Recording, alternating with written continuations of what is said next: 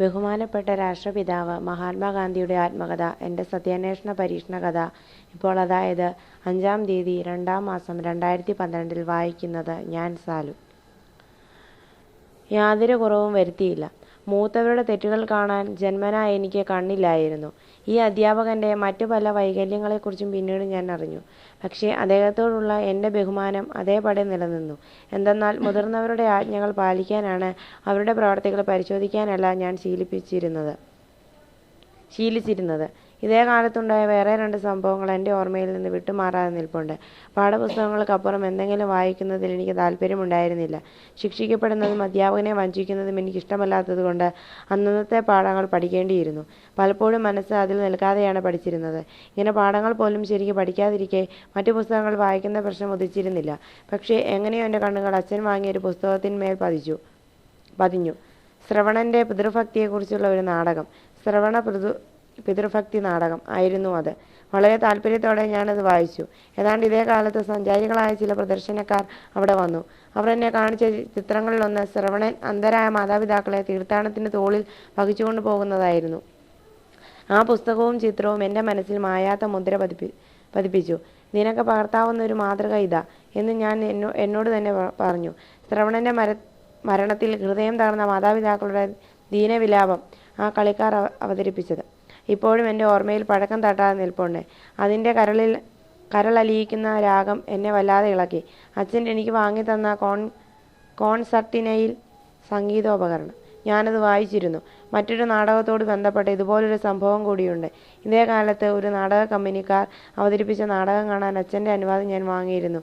ഹരിചന്ദ്രൻ എന്ന ആ നാടകം എൻ്റെ ഹൃദയം പിടിച്ചടക്കി. അത് എത്ര കണ്ടിട്ടും മടുപ്പ് തോന്നിയില്ല. പക്ഷേ എത്ര തവണ അത് കാണാൻ അനുവാദം കിട്ടും, ആ നാടകം എൻ്റെ മനസ്സിൽ നിന്ന് വിട്ടുമാറാതെ നിന്നു. ഹരിചന്ദ്രൻ്റെ ഭാഗം ഞാൻ അനേക തവണ സ്വയം അഭിനയിച്ചിട്ടുണ്ടാവണം. എല്ലാവർക്കും എന്തുകൊണ്ട് ഹരിചന്ദ്രനെ പോലെ സത്യസന്ധരായിക്കൂടാ? ഈ ചോദ്യമായിരുന്നു രാപകൽ ഞാൻ എന്നോട് തന്നെ ചോദിച്ചിരുന്നത്. സത്യത്തെ പിന്തുടർന്ന് ഹരിചന്ദ്രൻ അനുഭവിച്ച കഷ്ടപ്പാടുകളെല്ലാം അനുഭവിക്കുക എന്ന ഏകാദർശത്തിലേക്കാണ് അതെന്നെ ഉണർത്തിയത്. ഹരിശ്ചന്ദ്ര കഥ ഞാൻ അക്ഷരം പ്രതി വിശ്വസിച്ചു. അതേക്കുറിച്ചുള്ള ചിന്ത എന്നെ പലപ്പോഴും കരയിച്ചു. ഹരിചന്ദ്രൻ ഒരു ചരിത്രപുരുഷനായിരിക്കാൻ സാധ്യമല്ലെന്ന് സാമാന്യബുദ്ധി ഇന്ന് എന്നോട് പറയുന്നു. എങ്കിലും ഹരിചന്ദ്ര ശ്രവണന്മാർ രണ്ടും എന്നെ സംബന്ധിച്ചിടത്തോളം ജീവിക്കുന്ന യഥാർത്ഥ വ്യക്തികളാണ്. ആ നാടകങ്ങൾ ഇന്ന് വീണ്ടും വായിച്ചാൽ അന്നത്തെ പോലെ ഞാൻ ഇളകിപ്പോകുമെന്ന കാര്യം ഉറപ്പാണ്. 3. ബാല്യവിവാഹം. ഈ അധ്യായം എഴുതാതിരുന്നാൽ കൊള്ളാമെന്ന് എനിക്കേറെ ആഗ്രഹമുണ്ടെങ്കിലും ഇമാതിരി കൈപ്പേറിയ പല മരുന്നുകളും ഈ വിവരണത്തിനിടയ്ക്ക് വിഴുങ്ങേണ്ടി വരുമെന്ന് ഞാൻ മനസ്സിലാക്കുന്നു.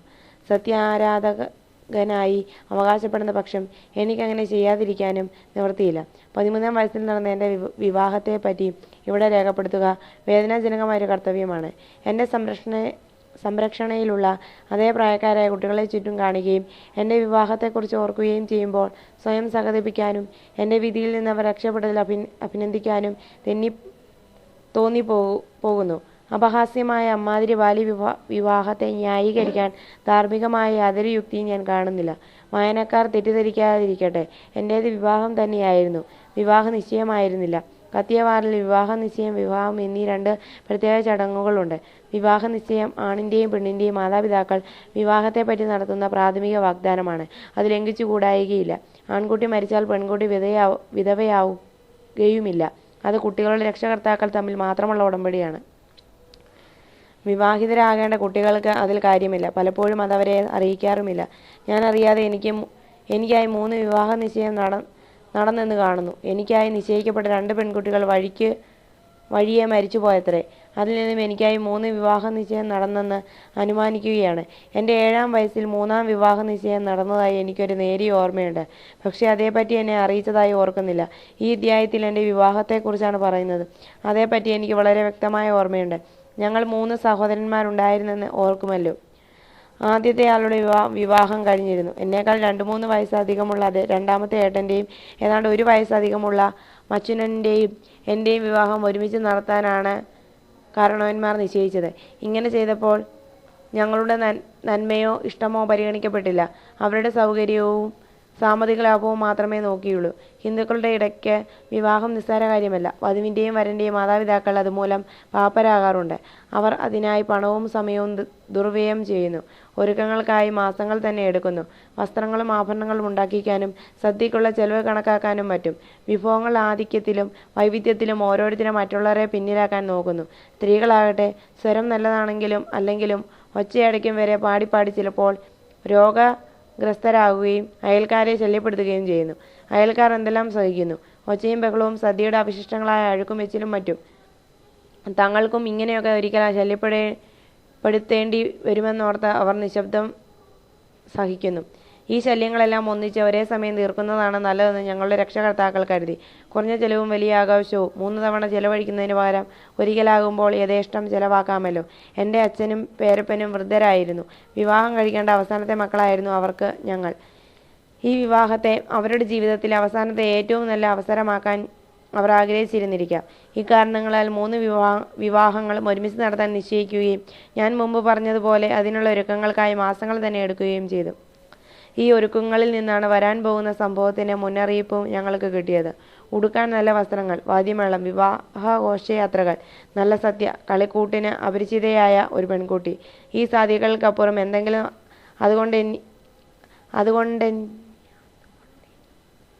അതുകൊണ്ട് എനിക്ക് അനുഭവപ്പെട്ടതായി തോന്നുന്നില്ല.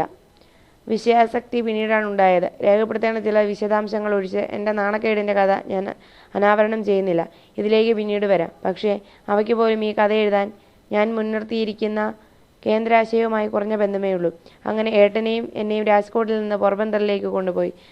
മഞ്ഞൾ അരച്ച് ദേഹം മുഴുവൻ പൂശുക പോലെ വിവാഹ നാടകത്തിനു മുമ്പുള്ള പല അണിയറ വൃത്താന്തങ്ങളുടെയും രസകരമായ വിശദാംശങ്ങളുണ്ട്. അവ ഞാൻ വിട്ടുകളയുന്നു. എൻ്റെ അച്ഛൻ ദിവാനായിരുന്നു, എന്നാലും ദാസൻ തന്നെ. ഠാക്കോർ സാഹിബിന് അദ്ദേഹത്തെ ഇഷ്ടമായിരുന്നതുകൊണ്ട് ദാസ്യം വർദ്ധിച്ചതേയുള്ളൂ. അവസാന നിമിഷം വരെ ഠാക്കോർ സാഹിബ് അദ്ദേഹത്തെ പോകാൻ അനുവദിച്ചില്ല. അനുവദിച്ചപ്പോഴാകട്ടെ 2 ദിവസത്തെ യാത്ര കുറയ്ക്കാൻ പാകത്തിന് ഒരു പ്രത്യേക വണ്ടി അനുവദിച്ചു കൊടുത്തു. എന്നിട്ടും വിധി വൈപരീത്യമായിരുന്നു ഫലം. സാധാരണഗതിയിൽ 5 ദിവസം യാത്രയ്ക്കെടുക്കുന്ന 120 മൈൽ ദൂരമുണ്ട് രാജ്കോട്ടിൽ നിന്ന് പോർബന്തറിലേക്ക്. അച്ഛൻ 3 ദിവസം കൊണ്ട് യാത്ര പൂർത്തിയാക്കി. പക്ഷേ 3-ാം ദിവസം വണ്ടി മറിഞ്ഞ് അദ്ദേഹത്തിന് ആഴത്തിൽ പരിക്കേറ്റു. ദേഹം മുഴുവൻ വച്ച് കെട്ടിക്കൊണ്ടാണ് വീട്ടിൽ വന്നത്. അതോടെ ഞങ്ങൾക്കും അദ്ദേഹത്തിനും വിവാഹ ആഘോഷത്തിലുള്ള ഉത്സാഹം പാതിയും നശിച്ചു. എങ്കിലും ചടങ്ങുകൾ നടത്തേണ്ടിയിരുന്നു. വിവാഹത്തിന് നിശ്ചയിച്ച സമയം മാറ്റുന്നതെങ്ങനെ? ഏതായാലും വിവാഹത്തിലെ ബാലിശ വിനോദങ്ങളിൽ മുഴുകി. അച്ഛൻ്റെ അപകടമോർത്തുള്ള എൻ്റെ ദുഃഖം ഞാൻ മറന്നു. അച്ഛനമ്മമാരോട് എനിക്ക് വലിയ സ്നേഹമായിരുന്നു. എന്നാൽ ശാരീരിക സുഖങ്ങളോടുള്ള ആസക്തിയും ഒട്ടും കുറവല്ലായിരുന്നു. അച്ഛനമ്മമാരെ ആദരപൂർവ്വം ശുശ്രൂഷിക്കാൻ വേണ്ടി എല്ലാ സുഖസന്തോഷങ്ങളും ത്യജിക്കണമെന്ന് എനിക്കറിയില്ലായിരുന്നു. എൻ്റെ ഭോഗാസക്തിക്കുള്ള ശിക്ഷയായി തോന്നാവുന്നതും അതിനുശേഷം എപ്പോഴും എന്നെ ചുട്ടുനീട്ടുന്നതുമായ ഒരു സംഭവം നടന്നു. അത് പിന്നീട് വിവരിക്കാം. നിഷ്കുലാനന്ദൻ ഇങ്ങനെ പാടുന്നു: എത്ര കണിഞ്ഞ് ശ്രമിച്ചാലും ആസക്തി വെടിയാതെ അധികനാൾ വസ്തുക്കളെ ഉപേക്ഷിക്കാനാവില്ല.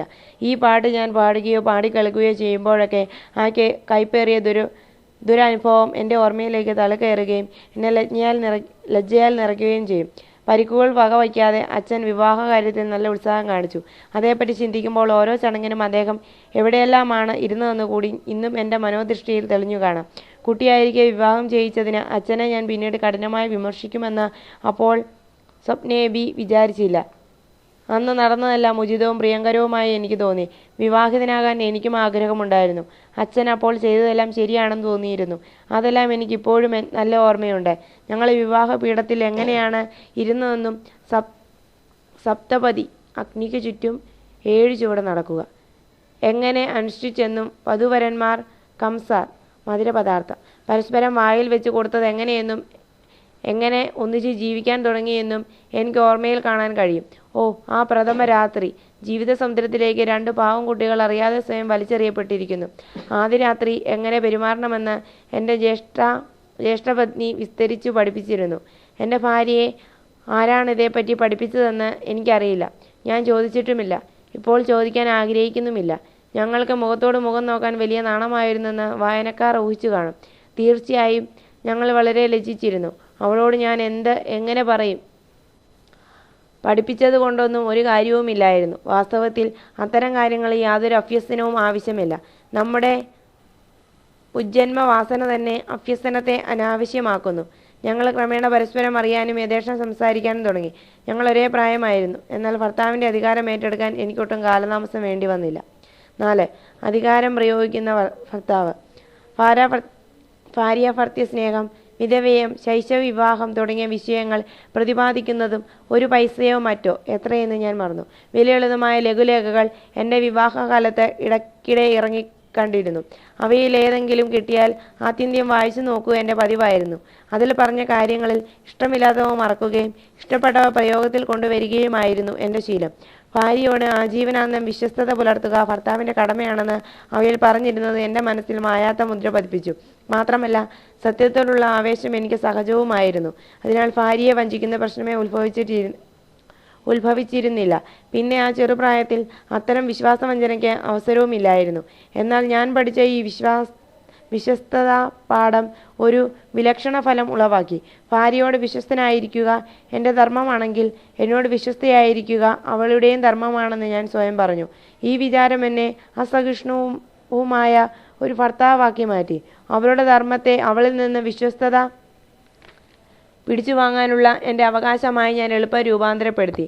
അങ്ങനെ അത് പിടിച്ചെടുക്കണമെങ്കിൽ എൻ്റെ അവകാശത്തെ സസൂക്ഷ്മം മുറുകെ പിടിച്ചിരിക്കണം. ഭാര്യയുടെ വിശ്വസ്തതയെ സംശയിക്കാൻ യാതൊരു കാരണവും എനിക്കുണ്ടായിരുന്നില്ല. പക്ഷേ അസഹിഷ്ണുത, അസൂയ കാരണങ്ങൾക്കു വേണ്ടി കാത്തിരിക്കില്ല. അവളുടെ ഓരോ ചലനവും നിരീക്ഷിച്ചിരിക്കുക എൻ്റെ കടമയായി ഞാൻ കണക്കാക്കി.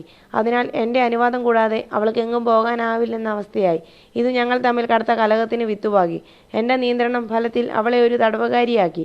അത് സഹിക്കുന്ന കൂട്ടത്തിലായിരുന്നില്ല കസ്തൂർബ. അവൾക്ക് ഇഷ്ടമുള്ളപ്പോൾ ഇഷ്ടമുള്ളിടത്ത് പോവുക അവളൊരു പതിവാക്കി. ഞാൻ കൂടുതൽ നിയന്ത്രണം ഏർപ്പെടുത്തിയപ്പോൾ അവൾ കൂടുതൽ സ്വാതന്ത്ര്യം എടുക്കുകയാണ് ഉണ്ടായത്. എന്നെ അത് രോക്ഷാകുലനാക്കി. ഭാര്യ ഭർത്താക്കന്മാരായ ഞങ്ങൾ കുട്ടികൾ പരസ്പരം മിണ്ടാത്ത അവസ്ഥയിലുമായി. കസ്തൂർബ എൻ്റെ ശാസനങ്ങളെ ധിക്കരിച്ചതിൽ യാതൊരു ദുരുദ്ദേശവും ഉണ്ടായിരിക്കില്ല. നിർദോഷിയായ ഒരു പെൺകുട്ടി ക്ഷേത്രത്തിലോ കൂട്ടുകാരെ കാണാനോ പോകുന്നത് വിലക്കിയാൽ എങ്ങനെ പൊറുക്കും? അവളുടെ മേൽ നിയന്ത്രണം ഏർപ്പെടുത്താൻ എനിക്ക് അവകാശമുണ്ടെങ്കിൽ സമാനമായ അവകാശം അവൾക്കുമില്ലേ? ഇതൊക്കെ എനിക്കിന്ന് വ്യക്തമായി അറിയാം. എന്നാൽ അന്ന് ഭർത്താവ് എന്ന നിലയ്ക്കുള്ള എൻ്റെ അധികാരം ഉറപ്പിക്കേണ്ടതാണെന്ന് തോന്നി. ഇതിൽ നിന്നും ഞങ്ങളുടെ ജീവിതം കലഹം നിറഞ്ഞതായിരുന്നെന്ന് വിചാരിക്കരുത്. എൻ്റെ ഭാര്യ ഒരു മാതൃകാ പത്നിയാകണമെന്ന് ഞാൻ ആശിച്ചു. സംശുദ്ധമായ ജീവിതം നയിക്കാനും ഞാൻ പഠിച്ചതെല്ലാം പഠിക്കാനും ജീവിതവും ചിന്തയും എൻ്റേതുമായി ഒന്നാക്കാനും അവളെ ഒരുക്കുകയായിരുന്നു എൻ്റെ ലക്ഷ്യം. കസ്തൂർബയ്ക്ക് അത്തരം വല്ല അഭിലാഷവും ഉണ്ടായിരുന്നോ എന്ന് എനിക്കറിയില്ല. അവൾ നിരക്ഷരയായിരുന്നു. പ്രകൃത്യാ സാധുവും സ്വതന്ത്ര ബുദ്ധിയും സ്ഥിരോത്സാഹിയും, കുറഞ്ഞത് എന്നോട് അധികം സംസാരിക്കാത്തവളുമായിരുന്നു. എൻ്റെ അജ്ഞത നീക്കാൻ അവൾ തീരെ അക്ഷമ കാണിച്ചില്ല. എൻ്റെ പഠന പരിപാടികൾ സമാനമായ സാഹസങ്ങൾക്കൊന്നും അവളെ പ്രേരിപ്പിച്ചതായി ഞാൻ ഓർക്കുന്നില്ല. അതിനാൽ എൻ്റെ അഭിലാഷം ഏകപക്ഷീയമായിരുന്നിരിക്കണം. എൻ്റെ വികാരം മുഴുവൻ ഒരു സ്ത്രീയിൽ കേന്ദ്രീകരിച്ചിരുന്നു. തിരികെ ഇങ്ങോട്ടും എനിക്കത് വേണമായിരുന്നു. അങ്ങനെ പരസ്പര ആവേശം ഇല്ലായിരുന്നെങ്കിൽ കൂടി ഒരു വശത്ത് നിന്നെങ്കിലും സജീവ സ്നേഹം ഉണ്ടായിരുന്നത് കൊണ്ട് ഞങ്ങളുടെ ബന്ധം അസുഖകരമായിരുന്നില്ല. കസ്തൂർബയെ ഞാൻ ആവേശത്തോടെ സ്നേഹിച്ചിരുന്നു. സ്കൂളിലായിരുന്നപ്പോഴും ഞാൻ അവളെപ്പറ്റി ചിന്തിച്ചു. രാത്രിയായാൽ അവളെ കാണാമല്ലോ എന്ന വിചാരം എന്നെ വിടാതെ പിടികൂടി. വേർപാട് അസഹ്യമായിരുന്നു. രാത്രി നന്നേ വൈകുവോളം അതുമിതും പറഞ്ഞ് ഞാൻ അവളുടെ ഉറക്കം കെടുത്തി. ഈ വികാര ആവേശത്തോടൊപ്പം ജ്വലിക്കുന്ന കർത്തവ്യബോധം കൂടി എനിക്കില്ലായിരുന്നെങ്കിൽ ഞാൻ വല്ല രോഗവും പിടിച്ച് അകാല ചരമമടയുകയോ ജീവിതം ദുരിതപൂർണമായ നിലനിൽപ്പാവുകയോ ചെയ്തേനെ. ദിവസവും രാവിലെ എനിക്ക് നിശ്ചിത ജോലികൾ ചെയ്തു തീർക്കാനുണ്ടായിരുന്നു. ആരോടും അസത്യം പറയുക അചിന്ത്യവുമായിരുന്നു. ഈ രണ്ടാമത് പറഞ്ഞ ഗുണമാണ് പല ആപത്തുകളിൽ നിന്നും എന്നെ രക്ഷിച്ചത്. കസ്തൂർബയ്ക്ക് എഴുത്തറിയില്ലായിരുന്നെന്ന് പറഞ്ഞല്ലോ. അവളെ പഠിപ്പിക്കാൻ എനിക്ക് അതിയായ ആഗ്രഹമുണ്ടായിരുന്നു. പക്ഷേ ആസക്തി നിറഞ്ഞ എൻ്റെ സ്നേഹം അതിന് സമയം അനുവദിച്ചില്ല. കാരണം പഠിപ്പിക്കൽ രാത്രിയിൽ വേണം. അതവൾക്ക് ഇഷ്ടമില്ലായിരുന്നു താനും. മുതിർന്നവരുള്ളപ്പോൾ അവളെ കാണാനോ സംസാരിക്കാനോ ഞാൻ ധൈര്യപ്പെട്ടില്ല. അനാവശ്യവും അപരിഷ്കൃതവുമായ പർദ്ദാ സമ്പ്രദായം കത്തിയവാറിൽ ഒരു പ്രത്യേക രീതിയിൽ അന്നുണ്ടായിരുന്നു. ഇന്നും തീരെ ഇല്ലാതില്ല. ചുരുക്കത്തിൽ അഭ്യസനത്തിന് പറ്റിയ സാഹചര്യമില്ലായിരുന്നു. അതുകൊണ്ട് കസ്തൂർബയെ വിദ്യ അഭ്യസിപ്പിക്കാനുള്ള യൗവനകാലത്തെ എൻ്റെ ശ്രമങ്ങൾ വിജയിച്ചില്ലെന്ന് തുറന്ന് സമ്മതിക്കണം. വിഷയാസക്തിയുടെ നിദ്ര വിട്ടുണർന്നപ്പോഴാകട്ടെ ഞാൻ പൊതുകാര്യങ്ങളിൽ പ്രവേശിച്ചു കഴിഞ്ഞിരുന്നതിനാൽ ഒഴിവ് സമയം തീരെ ഇല്ലാതെയും വന്നു. പ്രത്യേക അധ്യാപകരെ കൊണ്ട് അവളെ പഠിപ്പിക്കാനും എനിക്ക് കഴിഞ്ഞില്ല. അതുമൂലം കസ്തൂർബയ്ക്ക് സാധാരണ എഴുത്തെഴുതുകയോ ലളിതമായ ഗുജറാത്തി മനസ്സിലാക്കുകയോ പോലും പ്രയാസപ്പെട്ടേ സാധിക്കൂ. അവളോടുള്ള എൻ്റെ സ്നേഹം വിഷയാസക്തിയുടെ കറകലരാത്തതായിരുന്നെങ്കിൽ ഇന്ന് കസ്തൂർബ ഒരു വിദുഷി ആകുമായിരുന്നു.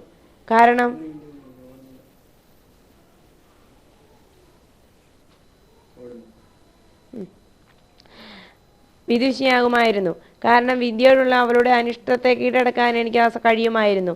സംശുദ്ധമായ സ്നേഹത്തിന് ഒന്നും അസാധ്യമാവില്ലെന്ന് എനിക്കറിയാം. കാമാർത്തി കലർന്ന സ്നേഹത്തിൻ്റെ ദാരുണ ഫലങ്ങളിൽ നിന്ന് ഞാൻ ഏതാണ്ട് രക്ഷപ്പെട്ട ഒരു സാഹചര്യമാണ് മേൽ വിവരിച്ചത്. ഇവിടെ രേഖപ്പെടുത്തേണ്ട മറ്റൊന്നു കൂടിയുണ്ട്. ഉദ്ദേശശുദ്ധിയുള്ളവനെ ദൈവം ഒടുവിൽ രക്ഷിക്കുമെന്ന അസഹ്യം ഉദാഹരണങ്ങളിൽ നിന്ന് എനിക്ക് ബോധ്യമായിട്ടുണ്ട്. ശൈശവ വിവാഹം എന്നെ ക്രൂരമായ ആചാരത്തോടൊപ്പം അതിൻ്റെ ദോഷത്തെ ലഘൂകരിക്കുന്ന മറ്റൊരാചാരവും ഹിന്ദു സമുദായത്തിലുണ്ട്. ചെറുപ്പക്കാരായ വധൂവരന്മാരെ തുടർച്ചയായി അധികകാലം ഒരുമിച്ച് താമസിക്കാൻ മാതാപിതാക്കൾ അനുവദിക്കില്ല. ശിശുവായ ഭാര്യ പാതിയിലേറെ സമയവും തൻ്റെ പിതൃഭവനത്തിലായിരിക്കും. അതായിരുന്നു ഞങ്ങളുടെ അവസ്ഥ. അതായത് ഞങ്ങളുടെ വൈവാഹിക ജീവിതത്തിലെ ആദ്യത്തെ 5 വർഷത്തിൽ 13 മുതൽ 18 വരെ വയസ്സ് ഒട്ടാകെ 3 വർഷത്തിലധികം ഞങ്ങൾ ഒരുമിച്ച് പാർത്തിരിക്കില്ല. 6 മാസം ഞങ്ങൾ ഒന്നിച്ചു കഴിയും മുമ്പേ കസ്തൂർബയുടെ മാതാപിതാക്കൾ അവളെ കൂട്ടിക്കൊണ്ടു പോകും. അന്ന് ഞങ്ങൾക്കത് വിഷമമുള്ള കാര്യമായിരുന്നു. പക്ഷേ ഞങ്ങളെ രക്ഷിച്ചത് ആ സമ്പ്രദായമാണ്. 18-ാം വയസ്സിൽ ഞാൻ ഇംഗ്ലണ്ടിലേക്ക് പോയി. അത് ഞങ്ങൾക്ക് ദീർഘവും ആരോഗ്യകരവുമായ വേർപാടുകാലം പ്രദാനം ചെയ്തു. ഇംഗ്ലണ്ടിൽ നിന്ന് ഞാൻ തിരിച്ചെത്തിയ ശേഷവും 6 മാസത്തിലധികം തുടർച്ചയായി ഞങ്ങൾ ഒരുമിച്ച് കഴിഞ്ഞിട്ടില്ല. എന്തെന്നാൽ എനിക്ക് രാജ്കോട്ടിൽ നിന്ന് ബോംബെക്കും തിരിച്ചും ഇടയ്ക്കിടെ ഓടേണ്ടി വന്നു. പിന്നീട് തെക്കേ ആഫ്രിക്കയിൽ നിന്നുള്ള വിളി വന്നു. അപ്പോഴേക്കും ഞാൻ കാമദാഹത്തിൽ നിന്നും ഏറെക്കുറെ മോചിതനായിരുന്നു. 5. ഹൈസ്കൂളിൽ പഠിക്കുമ്പോഴാണ് വിവാഹിതനായതെന്ന് ഞാൻ മുമ്പ് പറഞ്ഞു. ഞങ്ങൾ 3 സഹോദരന്മാരും ഒരേ ക്ലാസ്സിലാണ് പഠിച്ചിരുന്നത്. മൂത്തയാൾ വളരെ ഉയർന്ന ക്ലാസ്സിലും എന്നോടൊപ്പം വിവാഹിതനായയാൾ എന്നേക്കാൾ 1 ക്ലാസ് മുകളിലുമായിരുന്നു. വിവാഹം ഞങ്ങൾ രണ്ടുപേരുടെയും ഓരോ വർഷം നഷ്ടപ്പെടുത്തി. ഏട്ടൻ്റെ കാര്യത്തിൽ ദോഷഫലം അതോടെ തീർന്നില്ല. അദ്ദേഹം പഠിപ്പ് നിർത്തിക്കളഞ്ഞു. എത്ര ചെറുപ്പക്കാർ അദ്ദേഹത്തെ പോലെ ചെയ്യുന്നെന്ന് ദൈവത്തിനെ അറിയൂ. നമ്മുടെ ഇന്നത്തെ ഹിന്ദു സമുദായത്തിൽ മാത്രമേ പഠിപ്പും വിവാഹവും ഒരേ സമയം നടക്കുന്നുള്ളൂ. എൻ്റെ പഠനം തുടർന്നു. ഹൈസ്കൂളിൽ എന്നെ ഒരു മണ്ടനായിട്ടല്ല കണക്കാക്കിയിരുന്നത്. അധ്യാപകരുടെ സ്നേഹം എനിക്കെപ്പോഴും കിട്ടിയിരുന്നു. പുരോഗതിയും സ്വഭാവവും കാണിക്കുന്ന സർട്ടിഫിക്കറ്റുകൾ വർഷം തോറും രക്ഷകർത്താക്കൾക്ക് അയച്ചിരുന്നു. എനിക്കൊരിക്കലും ജീവിത സർട്ടിഫിക്കറ്റ് കിട്ടിയിട്ടില്ല. 2-ാം ക്ലാസ് ജയിച്ച ശേഷം എനിക്ക് സമ്മാനങ്ങൾ കൂടി കിട്ടിയിട്ടുണ്ട്. 5-ലും 6-ലും യഥാക്രമം 4-ഉം 10-ഉം രൂപയുടെ സ്കോളർഷിപ്പുകളും എനിക്ക് കിട്ടി. ഈ നേട്ടങ്ങൾക്ക് എൻ്റെ യോഗ്യതയേക്കാൾ ഭാഗ്യമാണ് കാരണം. എന്തെന്നാൽ ഈ സ്കോളർഷിപ്പുകൾ എല്ലാവരെയും ഉദ്ദേശിച്ചുള്ളതല്ലായിരുന്നു. കത്തിയവാറിലെ സോറം ഭാഗത്തു നിന്നുള്ള മികച്ച കുട്ടികൾക്കായി സംവരണം ചെയ്യപ്പെട്ടതായിരുന്നു. 40-50 കുട്ടികളുടെ ക്ലാസ്സിൽ സോറം ഡിവിഷനിൽ നിന്നുള്ളവർ അക്കാലത്ത് അധികമുണ്ടാവാൻ തരമില്ലല്ലോ. എൻ്റെ കഴിവിനെപ്പറ്റി എനിക്ക് തന്നെ വലിയ മതിപ്പില്ലായിരുന്നെന്നാണ് ഓർമ്മ. എനിക്ക് സമ്മാനമോ സ്കോളർഷിപ്പോ കിട്ടുമ്പോഴൊക്കെ ഞാൻ അത്ഭുതപ്പെട്ടു പോയിട്ടുണ്ട്. എന്നാൽ എൻ്റെ പെരുമാറ്റവും സ്വഭാവവും പിഴയ്ക്കാതെ ഞാൻ സൂക്ഷിച്ചിരുന്നു. ചെറിയ തെറ്റുപോലും എന്നെ കരയിച്ചിരുന്നു. ഞാൻ ശകാരാർഹനായി അധ്യാപകന് തോന്നുകയോ ചെയ്യുന്നത് എനിക്ക് അസഹ്യമായിരുന്നു. ഒരിക്കൽ അടി വാങ്ങേണ്ടി വന്നത് ഞാൻ ഓർക്കുന്നു. ആ ശിക്ഷയെക്കാളും അതിന് ഞാൻ അർഹനായതോർത്താണ് ദുഃഖം തോന്നിയത്. ഞാൻ വല്ലാതെ കരഞ്ഞു. 1-മത്തെയോ 2-മത്തെയോ ക്ലാസ്സിൽ പഠിക്കുമ്പോഴായിരുന്നു അത്. 7-ാം ക്ലാസ്സിൽ പഠിക്കുമ്പോഴും അതുപോലെ മറ്റൊരു സംഭവം ഉണ്ടായി. ദൊറാബ് ജി എദൽജി ഗിമിയായിരുന്നു അപ്പോൾ ഹെഡ് മാസ്റ്റർ. അച്ചടക്കം പാലിക്കുന്നവനും ചിട്ടയുള്ളവനും നല്ല അധ്യാപകനുമായിരുന്നതിനാൽ അദ്ദേഹം കുട്ടികൾക്ക് സമ്മതനായിരുന്നു. ഉയർന്ന ക്ലാസ്സുകളിലെ കുട്ടികൾക്ക് ക്രിക്കറ്റ് കളിയും കായിക അഭ്യാസവും അദ്ദേഹം നിർബന്ധിതമാക്കി. എനിക്കത് രണ്ടും ഇഷ്ടമല്ലായിരുന്നു. നിർബന്ധിതമാക്കും വരെ ഞാൻ കായിക അഭ്യാസം നടത്തുകയോ ഫുട്ബോളോ ക്രിക്കറ്റോ കളിക്കുകയോ ചെയ്തിട്ടില്ലായിരുന്നു. എൻ്റെ ലജ്ജയാണ് ഇവയിൽ നിന്നൊക്കെ മാറി നിൽക്കാൻ എന്നെ പ്രേരിപ്പിച്ചത്. അത് തെറ്റായിരുന്നെന്ന് ഇപ്പോഴെനിക്കറിയാം. കായിക അഭ്യാസത്തിന് വിദ്യാഭ്യാസവുമായി ഒരു ബന്ധവുമില്ലെന്ന തെറ്റിദ്ധാരണയാണ് അന്ന് എനിക്കുണ്ടായിരുന്നത്. മാനസിക അഭ്യാസത്തിന് തുല്യമായ മുഖ്യസ്ഥാനം കായിക അഭ്യസനത്തിനും പാഠ്യപദ്ധതിയിൽ ആവശ്യമാണെന്ന് ഇന്ന് ഞാൻ മനസ്സിലാക്കുന്നു. വ്യായാമത്തിൽ നിന്ന് പിൻവാങ്ങിയത് കൊണ്ട് എനിക്കൊരു ദോഷവും പറ്റിയിട്ടില്ലെന്നു കൂടി പറയട്ടെ. തുറസായ സ്ഥലത്തെ നീണ്ട നടത്തത്തിൻ്റെ ഗുണങ്ങളെപ്പറ്റി ഞാൻ പുസ്തകങ്ങളിൽ വായിക്കുകയും അതനുസരിച്ച് പ്രവർത്തിക്കുകയും ചെയ്തതുകൊണ്ടാണത്. ഇപ്പോഴും ഞാൻ അങ്ങനെ നടക്കാറുണ്ട്. ഈ നടത്തം എൻ്റെ ശരീരത്തിന് വേണ്ട ശക്തിയും ദാർഢ്യവും നൽകി.